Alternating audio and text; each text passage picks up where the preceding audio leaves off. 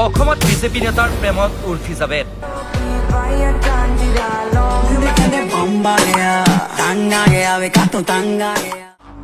অসমলৈ বোৱাৰী হৈ আহিব উৰ্ফি জাবেদ। হিন্দুত্ববাদক সমৰ্থন কৰে নেকি উৰ্ফি জাবেদে?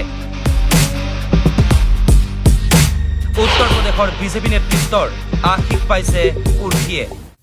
হয়, অতি ব্যতিক্ৰমী আৰু সাহসী অভিনেত্ৰী উৰ্ফি জাবেদ অসমৰ বোৱাৰী হ'বলৈ ওলাইছে। এটা মুছলমান পৰিয়ালত জন্মগ্ৰহণ কৰিও প্ৰাকাশ্যে ইছলামৰ বিৰোধিতা কৰি হিন্দুত্ববাদক সমৰ্থন কৰা এইগৰাকী নবীন অভিনেত্ৰী সততে বিতৰ্কৰ কেন্দ্ৰবিন্দু হৈ থাকে। মূলতঃ স্বল্প বস্ত্ৰ পৰিধান কৰি তেওঁ বহুবাৰ সামাজিক মাধ্যম আৰু সংবাদ মাধ্যমতো বিতৰ্কৰ মধ্যমণি হৈ পৰে।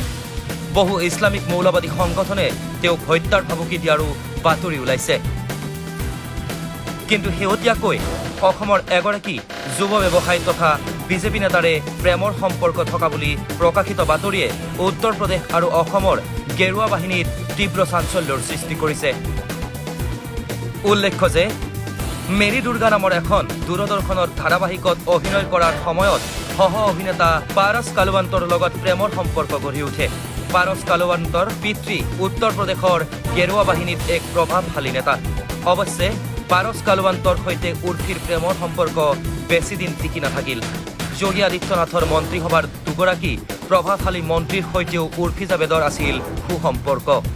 আৰু সেই সূত্ৰে অলপতে অনুষ্ঠিত হৈ যোৱা গংগা ফেষ্টিভেলত উৰ্ফি জাবেদৰ সৈতে পৰিচয় ঘটে অসমৰ এগৰাকী বিজেপি নেতাৰ।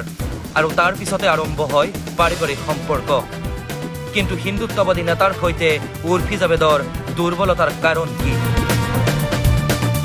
জন্ম 15 অক্টোবৰ 1996 চন। জন্মস্থান লক্ষ্ণৌ, উত্তৰ প্ৰদেশ।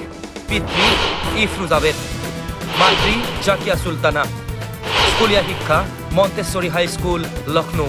কলেজীয়া শিক্ষা MIT ইউনিভাৰ্চিটি, নয়ডা, উত্তৰ প্ৰদেশ। শিক্ষাগত অৰ্হতা গণসংযোগ বিভাগত স্নাতক। ধৰ্মীয় আদৰ্শ ইছলাম ধৰ্মৰ প্ৰতি আস্থাহীনতা। জীৱনৰ আদৰ্শ মুক্ত জীৱনৰ প্ৰতি আগ্ৰহী।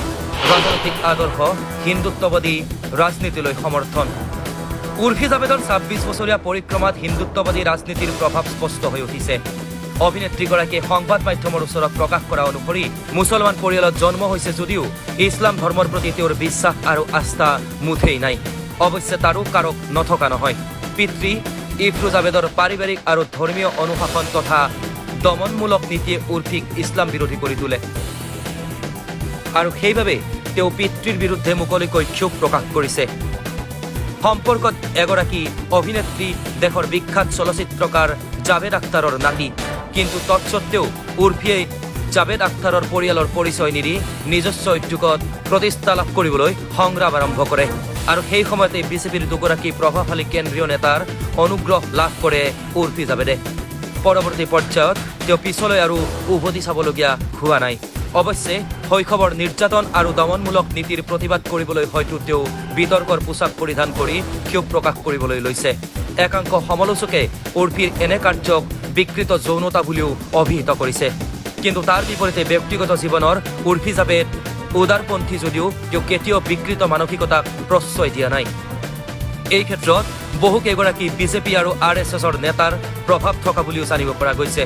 আৰু অতি শেহতীয়াকৈ উত্তৰ প্ৰদেশৰ স্থানীয় ৱেবছাইটত প্ৰকাশিত বাতৰি অনুসৰি অসমৰ যুৱ ব্যৱসায়ী তথা বিজেপি নেতা এগৰাকীৰে তেওঁৰ যি প্ৰেমৰ সম্পৰ্ক গঢ়ি উঠিছে সেয়া পাৰিবাৰিক সম্পৰ্কলৈ পৰিৱৰ্তিত হ'ব বুলিও দাবী কৰা হৈছে।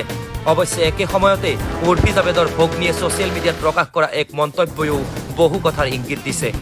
উৰ্ফি জাবেদৰ ভগ্নীয়ে তেওঁৰ ফেচবুক একাউণ্টত লিখিছে যে উৰ্ফি অসমৰ বোৱাৰী হ'লে জগৰ লাগিব নেকি? কোনো লোকৰ ব্যক্তিগত জীৱনক লৈ নেটিজেন বয়স্ত থাকিব নালাগে বুলি উৰ্ফি জাবেদৰ ভগ্নীয়ে ছ'চিয়েল মিডিয়াত মত প্ৰকাশ কৰিছে। এই সমস্ত ঘটনাৰাজিয়ে এইটোকে প্ৰমাণ কৰে যে কম বস্ত্ৰ পিন্ধি সহজ হৈ থাকিবলৈ ভাল পোৱা এগৰাকী যুৱ অভিনেত্ৰী হয়তো চলিত বৰ্ষতে অসমৰ বোৱাৰী হৈ এক নতুন পৰিচয় লাভ কৰিব। অৱশ্যে সততে সকলো বিতৰ্কৰ স্পষ্ট উত্তৰ দিবলৈ দ্বিধাবোধ নকৰা উৰ্ফি জাবেদে তেওঁৰ শেহতীয়া প্ৰেমৰ সম্পৰ্কক লৈ অদ্যপি কোনো প্ৰতিক্ৰিয়া প্ৰকাশ কৰা নাই।